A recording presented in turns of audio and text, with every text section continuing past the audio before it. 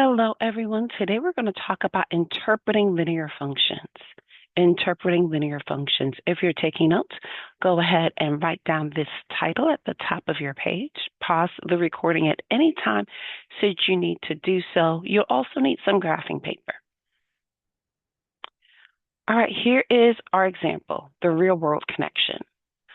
A snowbank that is 6 inches deep is melting at a rate of 0.5 inches per hour. The linear function y equals negative 0.5x plus 6 represents the height of the snowbank y after x hours. Use Desmos to sketch the graph of the linear function. Label your axes. All right, so let's go ahead and take a look of how we would do this function, how we would sketch this function. So the first thing I want to do is go ahead and label the axes. It says the linear function y equals negative 0.5x plus 6 represents the height of the snowbank y. You see where it says that? The height of the snowbank y?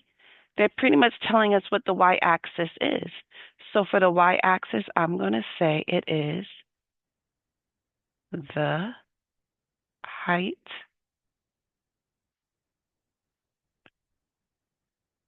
of the snowbank.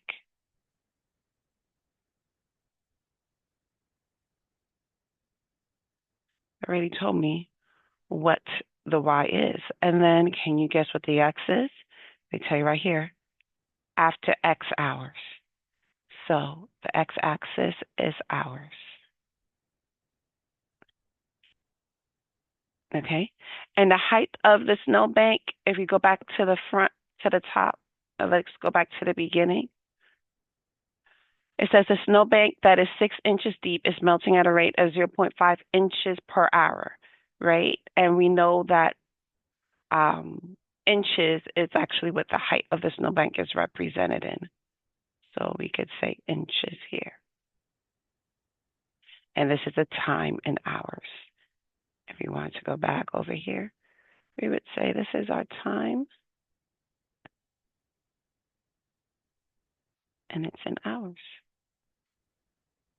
Okay, so we labeled our axis. So that's the first thing we want to go ahead and do. Go ahead and label our axis. Now we can use Desmos. Now remember I said in this class you can use the Desmos calculator. It gives us the equation for the linear function. So I'm going to go ahead and pull my graphing calculator over here, and I'm going to go ahead and say it is y equals negative 0.5. And the negative, I use a minus sign for the negative. X plus 6.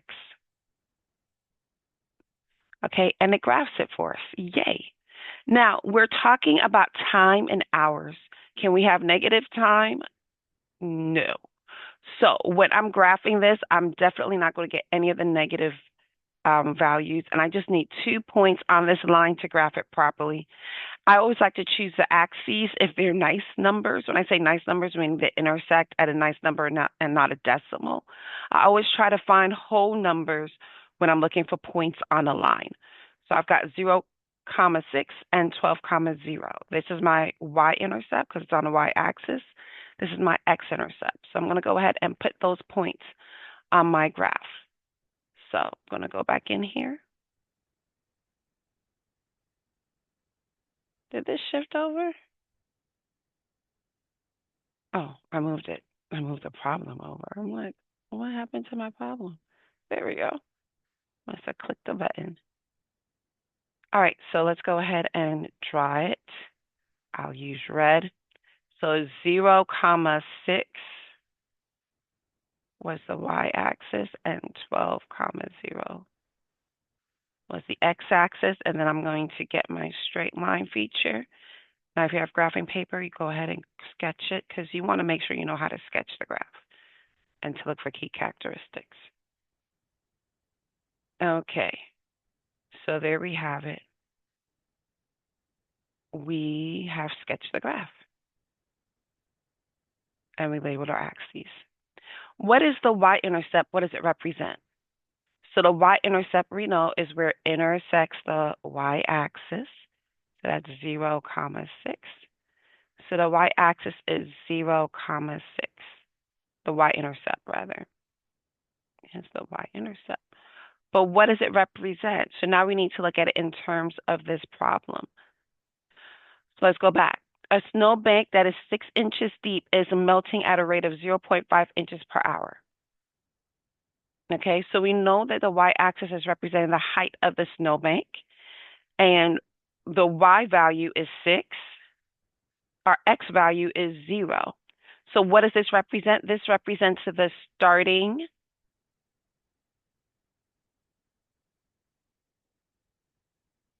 or the other word we like to use is initial, the starting height of the snowbank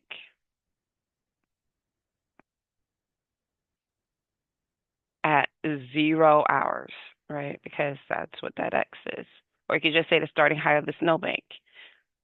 It's assumed that it's at 0 hours because you said it's a starting height. So that's the starting height of the snowbank. That's the initial height of the snowbank, right? And they tell us in the problem it's 6 inches deep when it starts, and we can look at the axes, and that's the y-axis is the height of the snowbank. Well, what is the slope? Well, one key thing about identifying the slope is that it says it's melting at a rate of. At a rate of gives us a clue that this is the slope, and it says inches per hour, 0.5 inches per hour. So that is actually our slope. So our slope, and we can look at it in a problem right here, y equals mx plus b. If you didn't look at the words, y equals mx plus b, our slope, and because it's melting, it's going down. So our slope is negative 0.5 inches per hour. And what does it represent? It represents the melting rate of the snow. The melting rate of the snow. Melting rate of the snow. Okay. And it says right here, it's melting at a rate of the snow bank, if you want to be specific. Okay, that's our slope. That's what our slope represents. How much time will it take for the entire snowbank to melt? So if you follow the snowbank, I feel like if I'm tongue-tied today. If you follow the snowbank, this is the rate at which it's melting. When you get all the way down here, we have 12, 0. 0 is the height. That's our y value. Remember, our y value represents the height. That's our y. And x is the hours. So it gets all the way down here. When the height is 0, how much time will it take? 12 hours. So not only do you need to know how to graph a linear function, which you can use Desmos to help you do it, you need to know how to interpret it. And this is how you interpret this problem. And all the information is there in the word problem. Read it, reread it as many times as you need to get it right. Pause this recording, write this down, and let's go on to the next question.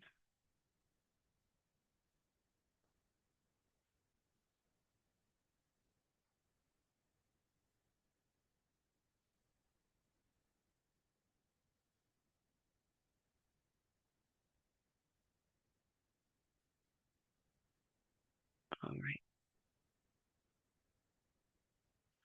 Here's another example. A local movie theater took 234 took in, sorry, they didn't take anything from people. They took in, meaning they sold tickets, and that's how much they brought in. So a local movie theater took in $234 last weekend in ticket sales. Adult movie tickets cost $9 per person. Child tickets cost $6.50 per person.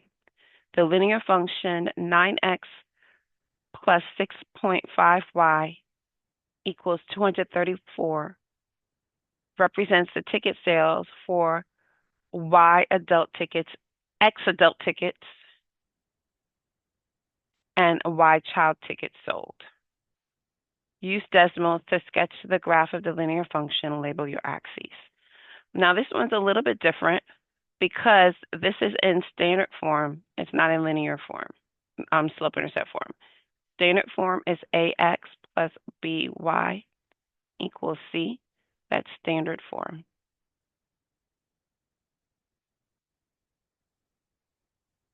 Now, the cool thing about this, you can just put this in your Desmos calculator and it'll give you everything.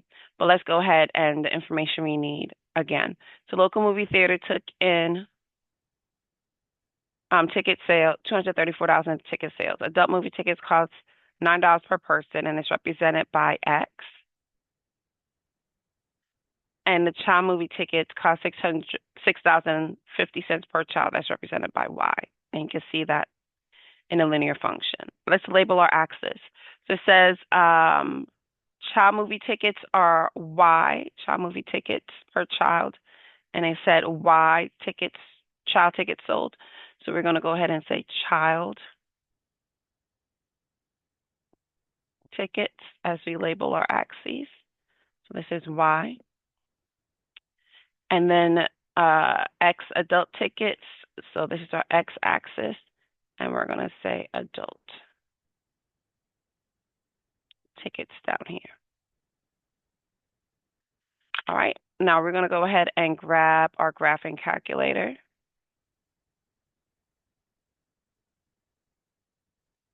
I'm going to clear this drawing out. All right. Now in here, we're just going to say 9x plus 6.5y equals 234. So it's going to graph it for us completely. But wait, I don't see a graph. That's okay. What you need to do then is zoom out.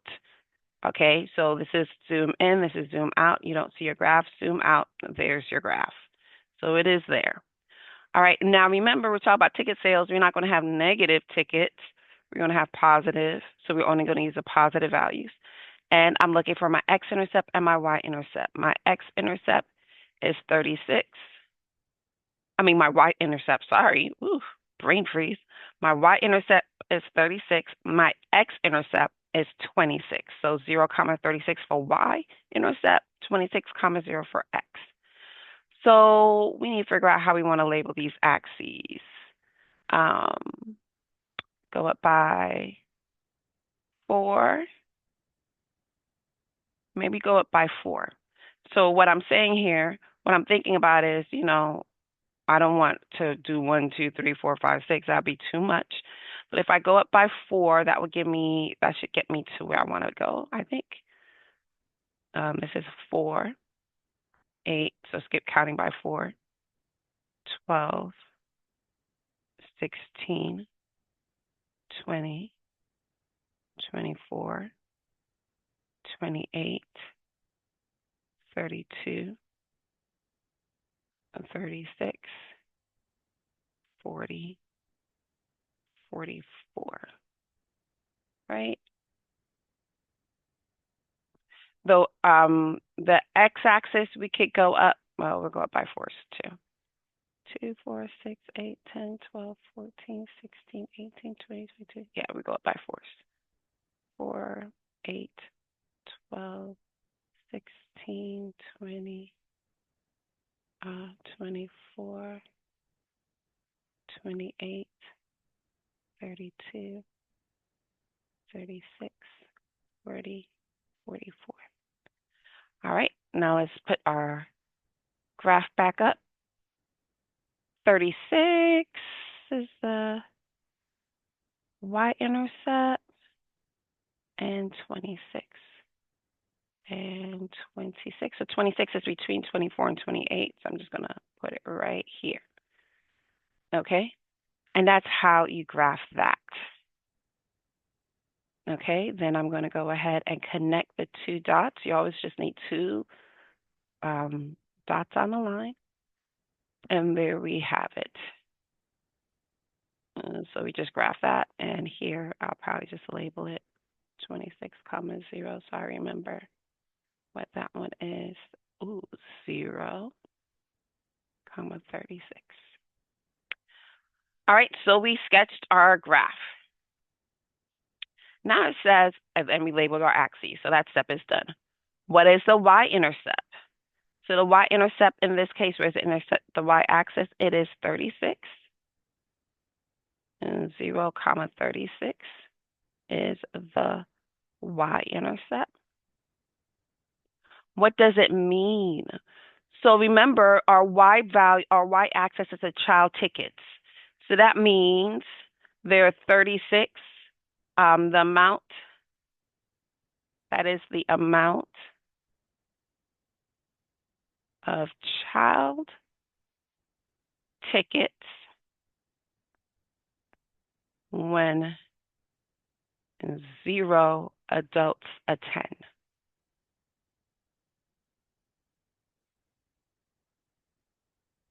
Right? So the parents had a parent night out. They just dropped their kids off and they said, see ya. So that's the amount of child tickets. Because remember, child tickets, this is X, this is Y. Child tickets is Y, so that means Y is 36. That's the amount of child tickets when 0 adults attend. That's what that y-intercept is. Now the next question is, what is the x-intercept? Well, the x-intercept is 26, 0 is the x-intercept. And that is, this is X, this is Y. X is our adult tickets. So that is the amount of adult tickets